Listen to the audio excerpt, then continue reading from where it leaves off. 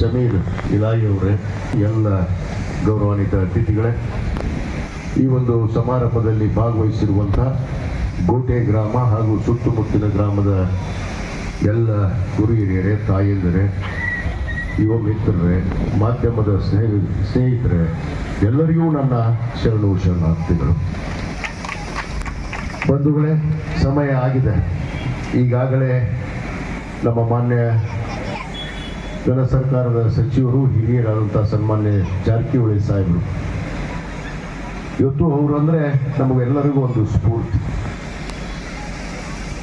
ಅವರು ಮಾತಾಡುವಂಥ ವಿಚಾರಧಾರೆಗಳನ್ನು ನೀವೆಲ್ಲ ಬಹಳಷ್ಟು ಅರ್ಥ ಮಾಡ್ಕೊಂಡಿದ್ದೀವಿ ಅನ್ನೋ ಮಾತನ್ನು ಕೂಡ ನಾನು ಈ ಸಂದರ್ಭದಲ್ಲಿ ಹೇಳ್ತಾ, ಇವತ್ತು ಬಸವ ಭೀಮ ಸಂಗಮ, ಬಸವಾದಿ ಶರಣರ ಒಂದು ಪವಿತ್ರವಾದ ಭೂಮಿ ನಮ್ಮದು. ಭೀಮ ನಮ್ಮ ಡಾಕ್ಟರ್ ಬಾಬಾ ಸಾಹೇಬ್ ಅಂಬೇಡ್ಕರ್ ಅವರು, ಸಂವಿಧಾನ ಶಿಲ್ಪಿ, ನಮಗೆಲ್ಲರಿಗೂ ಸಂವಿಧಾನವನ್ನು ಕೊಟ್ಟು ಸಮಾನತೆಯನ್ನು, ಸಾಮಾಜಿಕ ನ್ಯಾಯವನ್ನು ಕೊಟ್ಟು ಇವತ್ತು ಭಾರತ ದೇಶದ ಒಂದು ತತ್ವ ಸಿದ್ಧಾಂತ ಸಂವಿಧಾನದಿಂದಲೇ ಇವತ್ತು ಸಮಾನತೆ ಮತ್ತು ಸಾಮಾಜಿಕ ನ್ಯಾಯವನ್ನು ಕಂಡಂತ ಇವತ್ತು ನಾವೆಲ್ಲ ಭಾರತ ದೇಶದ ಪ್ರಜೆಗಳು ಅನ್ನೋ ಮಾತನ್ನ ಬಹಳ ಹೆಮ್ಮೆಯಿಂದ ಹೇಳಕ್ಕೆ ಇಚ್ಛೆ ಪಡ್ತೇನೆ. ಇಂಥ ಒಂದು ಸಮಾರಂಭದಲ್ಲಿ ಬಹುತೇಕ ನಾವು ಪರಶುರಾಮ ಮಹಾರಾಜ್ನವರು, ಅಣ್ಣ ಬಸವಣ್ಣನವರ ಐಕ್ಯ ಭೂಮಿ, ತಪೋಭೂಮಿ ಅಂತ ನಾವು ಹೇಳ್ತೀವಿ. ಅದು ಕೂಡಲ ಸಂಗಮ, ಅದು ನಮ್ಮ ಬಾಗಲಕೋಟೆ ಜಿಲ್ಲೆ, ನನ್ನ ಮತಕ್ಷೇತ್ರದ ಕೂಡಲ ಸಂಗಮ ಗ್ರಾಮದಲ್ಲಿ ಇವತ್ತು ನಾವೆಲ್ಲ ಈ ಒಂದು ಕಾರ್ಯಕ್ರಮವನ್ನ ಕೇವಲ ಜಿಲ್ಲೆಗಷ್ಟೇ ಅಲ್ಲ, ಇವತ್ತು ಬೀದರಿಂದ ಚಾಮರಾಜನಗರ ಜಿಲ್ಲೆವರೆಗೂ ನಾವು ಮುಟ್ಟಬೇಕು ಅನ್ನೋದು ಗುರಿಯನ್ನು ಇಟ್ಟುಕೊಂಡು ಈ ಸಂಘಟನೆಯನ್ನು ನಾವು ಪ್ರಾರಂಭ ಮಾಡಿದ್ದೀವಿ ಅನ್ನೋ ಮಾತನ್ನು ನಾನು ಇವತ್ತು ಹೇಳಕ್ಕೆ ಇಚ್ಛೆ. ಪರಶುರಾಮ ಮಹಾರಾಜ್ನವರು ಸವಿಸ್ತಾರವಾಗಿ ತಮಗೆ ತಿಳಿಪಡಿಸಿದ್ದಾರೆ. ಇವತ್ತು ನಮ್ಮಲ್ಲಿ ಸಮಾನತೆ ಅನ್ನೋದು ಕೊರತೆ ಇರುವಂಥದ್ದು, ಸಾಮಾಜಿಕ ನ್ಯಾಯ, ಸಮಾನತೆ ಏನು ಅಣ್ಣ ಬಸವಣ್ಣನವರು 12ನೇ ಶತಮಾನದಲ್ಲಿ ಇವತ್ತು ಸಮಾನತೆಗಾಗಿ, ಅಸ್ಪೃಶ್ಯತೆಗಾಗಿ ಎಲ್ಲರನ್ನ ಒಂದೇ ವಾಹಿನಿಗೆ ತಂದು ನಾವೆಲ್ಲರೂ ಮಾನವರಾಗಿ ನಡೀಬೇಕು ಅನ್ನೋದನ್ನ ಇವತ್ತು ಕೂಗಿ ಹೇಳಿದಂಥ ಆ ಒಂದು ಇವತ್ತು ಬಸವಣ್ಣನವರ ಒಂದು ತತ್ವ ಆದರ್ಶಗಳನ್ನ ನಾವು ಪಾಲನೆ ಮಾಡಬೇಕು ಅನ್ನೋ ಉದ್ದೇಶದಿಂದ ಇವತ್ತು ನಮಗೆ ಬಸವಾದಿ ಶರಣರು ಅವರ ಜೊತೆಗಿರುವಂಥ ಸುಮಾರು 770 ಶರಣರು ಕೂಡ ಪ್ರತಿಪಾದಿಸಿದ್ದು ಒಂದೇ. ಅದು ಅಲ್ಲಮ ಪ್ರಭು ಅವರ ಅಧ್ಯಕ್ಷತೆಯಲ್ಲಿ, ಏನು ಅಂದಿನ ಪಾರ್ಲಿಮೆಂಟ್ ಅಂತೆ ನಾವೆಲ್ಲ ಕಂಡಿದ್ದೀವಿ. ಎಲ್ಲಿತ್ತು ಅಂದ್ರೆ ಅದು ಅನುಭವ ಮಂಟಪ, ಅದು ಅಲ್ಲಮ ಪ್ರಭು ಅವರ ಅಧ್ಯಕ್ಷತೆಯಲ್ಲಿ ಸುಮಾರು 770 ಶರಣರ ಒಂದು ನೇತೃತ್ವದಲ್ಲಿ ಈ ನಾಡಿಗೆ, ಈ ದೇಶಕ್ಕೆ ಕೊಟ್ಟಿರುವಂತ ಒಂದೇ ಸಂದೇಶ, ಅದು ಸಮಾನತೆ ಮತ್ತು ಸಾಮಾಜಿಕ ನ್ಯಾಯ ಅನ್ನೋದನ್ನ ನಾವು ಇವತ್ತು ಪ್ರತಿಪಾದನೆಯನ್ನು ಮಾಡಬೇಕಾಗಿದೆ. ಯಾಕಂದ್ರೆ 12ನೇ ಶತಮಾನ 50 ವರ್ಷಗಳು ಗತಿಸಿತ್ತು. ಬಹುತೇಕ ನಾವೆಲ್ಲ ಈಗಾಗಲೇ ಮಾತಾಡುವಂತ ಸಂದರ್ಭದಲ್ಲಿ ಇವತ್ತು ನಮ್ಮ ಡಾಕ್ಟರ್ ಬಾಬಾ ಸಾಹೇಬ್ ಅಂಬೇಡ್ಕರ್ ಅವರು ಕೊಟ್ಟಿರುವಂತಹ ಸಂವಿಧಾನದ ಅಡಿಯಲ್ಲಿ ನಾವು ಈಗಾಗಲೇ 80ನೇ ಸ್ವಾತಂತ್ರ್ಯೋತ್ಸವವನ್ನು ಕೂಡ ನಾವು ಆಚರಣೆಯನ್ನ ಮಾಡಿದ್ವಿ. 80 ವರ್ಷದ ಸ್ವಾತಂತ್ರ್ಯವನ್ನು ಕೂಡ ಆಚರಣೆ ಮಾಡಿದ್ರು ಕೂಡ ಇನ್ನೂ ಕೂಡ ನಮ್ಮಲ್ಲಿ ಆ ಅಸ್ಪೃಶ್ಯತೆ ಮತ್ತು ಸಾಮಾಜಿಕ ನ್ಯಾಯ, ಸಮಾನತೆ ಅನ್ನೋದು ಇನ್ನೂ ನಮ್ಮ ಮನದಲ್ಲಿ ಬಂದಿಲ್ಲ ಅನ್ನೋದೇ ಒಂದು ಖೇದಕರ ಸಂಗತಿ ಅನ್ನೋ ಮಾತನ್ನು ಕೂಡ ನಾವು ಇವತ್ತು ಹೇಳಬೇಕಾಗತ್ತೆ. ಆ ಒಂದು ನಿಟ್ಟಿನಲ್ಲಿ ಈ ಬಸವ ಭೀಮ ಸಂಗಮದ ಮೂಲ ಉದ್ದೇಶ ಮನೆಗೆ ಕೇವಲ ಗ್ರಾಮದಲ್ಲಿ ಅಷ್ಟೇ ಅಲ್ಲ, ಮನೆಗೆ ಈ ಸಂದೇಶವನ್ನು ಮುಟ್ಟಿಸಿ ನಮ್ಮ ಯುವ ಪೀಳಿಗೆಗೆ ಈ ಸಂದೇಶದ ಮೂಲಕ ಈ ದ್ವೇಷವನ್ನ, ಜಾತ್ಯತೀತ ತಳಹದಿ ಮೇಲೆ ಸಾಮಾಜಿಕ ನ್ಯಾಯ ಮತ್ತು ಸಮಾನತೆ ಮೇಲೆ ಈ ದೇಶವನ್ನ ಮತ್ತೆ ನಾವು ಕಟ್ಟಬೇಕಾಗಿದೆ. ಅದು ಕಟ್ತೀವಿ ಅನ್ನೋದನ್ನ ಮಾತನ್ನು ಕೂಡ ನಾನು ಇವತ್ತು ಗಟ್ಟಿಯಾಗಿ ಈ ಸಂದರ್ಭದಲ್ಲಿ ಹೇಳಕ್ಕೆ ಇಚ್ಛೆ ಪಡ್ತೀನಿ. ಬಹುತೇಕ ನಾವು ಬಹಳಷ್ಟು ಇವತ್ತು ಇಲ್ಲಿ ವಿಚಾರಗಳನ್ನು ಹಂಚ್ಕೋಬೇಕು ಅಂತೇಳಿ ನಾನು ಬಂದಿದ್ದೆ. ಯಾಕಂದ್ರೆ ಕೆಲವೇ ನಿಮಿಷಗಳಲ್ಲಿ ನಾನು ಒಂದು ತಾತ್ಪರ್ಯವನ್ನು ನಾನು ಇಲ್ಲಿ ಹೇಳಕ್ಕೆ ಇಚ್ಛೆ ಪಡ್ತೇನೆ.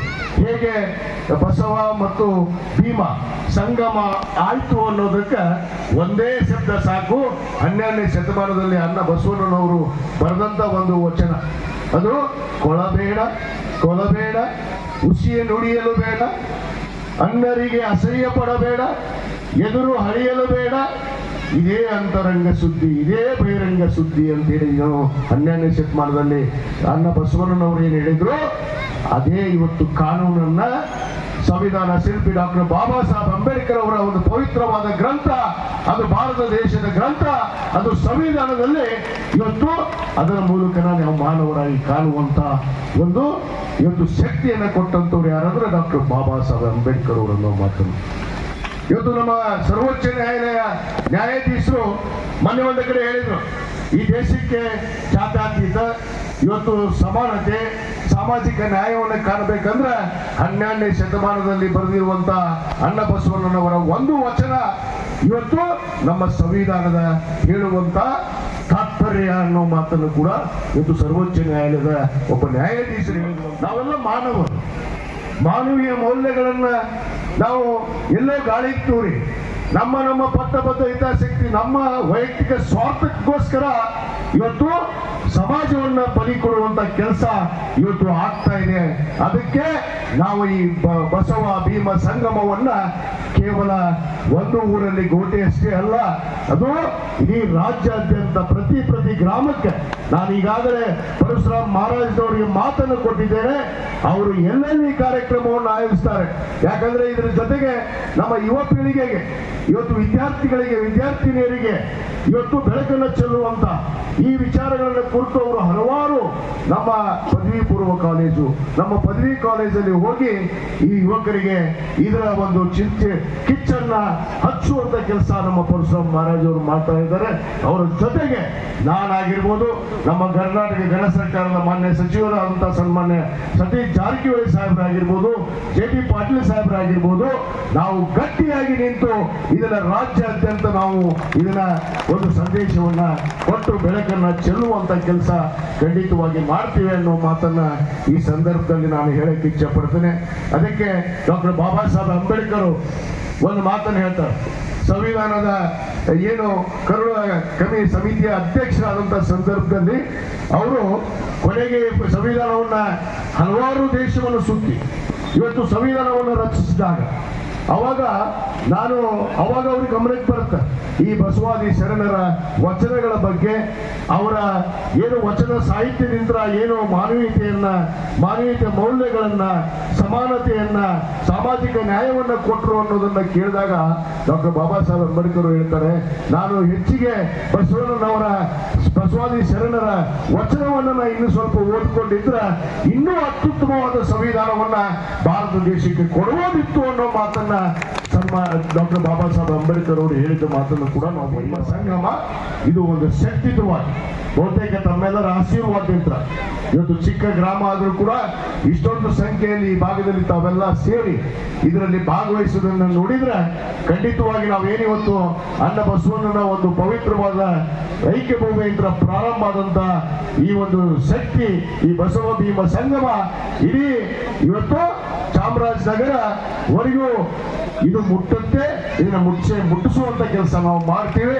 ಇದನ್ನ ಪರಿವರ್ತನೆಯನ್ನ, ಬದಲಾವಣೆಗಳನ್ನ ನಾವು ಸಮಾಜದಲ್ಲಿ ತರೋದ್ರ ಮುಖಾಂತರ ನಾವೆಲ್ಲರೂ ಅಣ್ಣ ತಮ್ಮಂದಿರಾಗಿ ಇವತ್ತು ಸಮಾನತೆಯನ್ನ ಕಾಣಿಕೊಂಡು ಇವತ್ತು ನಡೆಯುವಂತಹ ಕಾಲ ಬಂದೇ ಬರುತ್ತೆ ಅನ್ನೊಂದು ಮಾತನ್ನ ಇವತ್ತು ಈ ಸಂದರ್ಭದಲ್ಲಿ ಹೇಳ್ತಾ, ಇವತ್ತೇನು ಈ ಕಾರ್ಯಕ್ರಮವನ್ನ ಬಹುತೇಕ ನಾವು ಬಾಗಲಕೋಟೆ ಜಿಲ್ಲೆಯಲ್ಲಿ ಇವತ್ತು ಜಿಲ್ಲಾ ಮಟ್ಟದ ಒಂದು ಕಾರ್ಯಕ್ರಮವನ್ನ ಮಾಡಬೇಕು ಅಂತ ಹೇಳಿ ನಾವು ಪರಶುರಾಮ್ ಅವರು ಅನೇಕ ಜನ ನಾವು ಚರ್ಚೆಯನ್ನ ಮಾಡಿದ್ವಿ.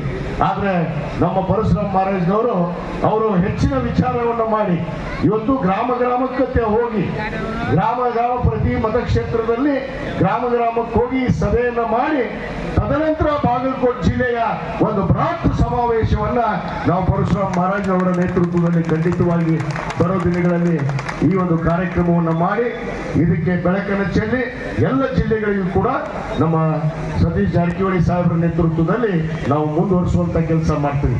ಯಾಕಂದ್ರೆ ಸತೀಶ್ ಜಾರಕಿಹೊಳಿ ಸಾಹೇಬರು ತಾವೆಲ್ಲ ನೋಡ್ತೀವಿ ಮಾತಾಡ್ತೀವಿ, ಈ ಮೂಢ ನಂಬಿಕೆಗಳನ್ನ ಕಂದಾಚಾರವನ್ನ ಇವತ್ತು ದೂರಿಟ್ಟು ಸ್ಮಶಾನದಲ್ಲಿ ಕುತ್ಕೊಂಡು ಸ್ಮಶಾನದಲ್ಲಿ ಊಟ ಮಾಡಿ ಸ್ಮಶಾನದಲ್ಲಿ ಇವತ್ತು ಯಾರಾದ್ರೂ ಒಬ್ರು ಈ ನಾಡಿನ ನಾಯಕರು ಸ್ಮಶಾನದಲ್ಲಿ ಮಲ್ಕೋತಾರಂದ್ರ ಅದು ಏಕೈಕ ವ್ಯಕ್ತಿ ಸನ್ಮಾನ್ಯ ಜಾರಕಿಹೊಳಿ ಸಾಹೇಬರು ಅನ್ನೋ ಮಾತನ್ನು ನಾನು ಬಹಳ ಹೆಮ್ಮೆ ಅಂತ ಹೇಳಕ್ಕೆ ಇಷ್ಟಪಡ್ತೇನೆ. ಇದು ಕೇವಲ ಹೊಗಳುವಂಥದ್ದಲ್ಲ, ಅವರ ತತ್ವ ಸಿದ್ಧಾಂತ, ಅವರು ಅಳವಡಿಸಿಕೊಂಡಿರುವಂತಹ ಆ ನೀತಿಯನ್ನ ನಾವೆಲ್ಲರೂ ಮೆಚ್ಚಲೇಬೇಕು. ನಾವು ಯಾವ್ದಾದ್ರೂ ಧರ್ಮದಲ್ಲಿ ಜಾತಿ ಇರ್ಬೋದು, ಜನಿಸಿರ್ಬೋದು, ಆದ್ರೆ ಮಾನವೀಯತೆಯ ಮೌಲ್ಯಗಳಿಗೆ ನಾವು ಅವಮಾನ ರೀತಿಯಾಗಿ ಆಗೋದ್ರಲ್ಲಿ ಧಕ್ಕೆ ಆಗೋ ನಿಟ್ಟಿನಲ್ಲಿ ನಾವೆಲ್ಲರೂ ನಡೀಬಾರದು. ಅದಕ್ಕೆ ನಾನು ಮುಂದಿನ ಯುವಕರಿಗೆ ನಾನು ವಿಶೇಷವಾದ ಸಂದೇಶವನ್ನು ಕೊಡಕ್ಕೆ ಬಯಸ್ತೇನೆ. ತಾವು ಇದರಲ್ಲಿ ಪಾಲ್ಗೊಳ್ಳೋದಷ್ಟೇ ಅಲ್ಲ, ತಾವೆಲ್ಲರೂ ಈ ಒಂದು ಸಂಘಟನೆಗೆ ಬೆಂಬಲವಾಗಿ ನಿಂತು ಇದರ ಒಂದು ಬೆಳಕನ್ನು ಚೆಲ್ಲಿ ನಾವೆಲ್ಲರೂ ಒಂದೇ ತಂದೆ ತಾಯಿ ಮಕ್ಕಳು ಅನ್ನೋದನ್ನ, ಭಾರತಾಂಬೆಯ ಮಕ್ಕಳು ಅನ್ನೋದನ್ನ ಈ ದೇಶಕ್ಕೆ ಈ ನಾಡಿಗೆ ಸಂದೇಶವನ್ನ ಕೊಡೋಣ ಅನ್ನೋ ಮಾತನ್ನ ಈ ಸಂದರ್ಭದಲ್ಲಿ ಅವರ ಕಾಯಕ ದಾಸೋಹ ಮತ್ತು ಡಾಕ್ಟರ್ ಬಾಬಾ ಸಾಹೇಬ್ ಅಂಬೇಡ್ಕರ್ ಅವರ ಏನು ಇವತ್ತು ಸಂವಿಧಾನದ ವಿಚಾರಧಾರೆಗಳನ್ನ ನಾವು ಹಂಚುವಂತ ಕೆಲಸವನ್ನ ನಾವು ಖಂಡಿತವಾಗಿ ಮಾಡ್ತೀವಿ. ಅದಕ್ಕೆ ತಮ್ಮೆಲ್ಲರ ಆಶೀರ್ವಾದ ಸಹಕಾರ ಇರಲಿ ಅಂತ ಹೇಳಿ ಈ ಸಂದರ್ಭದಲ್ಲಿ ಕೇಳ್ತಾ ಮತ್ತೊಮ್ಮೆ ಈ ಕಾರ್ಯಕ್ರಮಕ್ಕೆ ನನ್ನನ್ನು ಉದ್ಘಾಟಕರಾಗಿ ಬರಮಾಡಿಕೊಂಡು ಇಲ್ಲಿ ನನಗೆ ಭಾಗವಹಿಸೋದಕ್ಕೆ ಅವಕಾಶ ಕೊಟ್ಟು ಮಾತಾಡೋಕ್ಕೆ ಅವಕಾಶ ಕೊಟ್ಟಿರುವಂತಹ ನಮ್ಮ ಪರಶುರಾಮ್ ಮಹಾರಾಜ್ನವರಿಗೆ ಮತ್ತು ಎಲ್ಲವರ ಸಂಘಟಕರಿಗೆ ನಾನು ವಿಶೇಷವಾದ ಕೃತಜ್ಞತೆಗಳನ್ನು ಧನ್ಯವಾದಗಳನ್ನ ಅರ್ಪಿಸಿ ಜೈ ಬಸವ, ಜೈ ಭೀಮ, ಜೈ ಕರ್ನಾಟಕ, ಜೈ ಹಿಂದ್.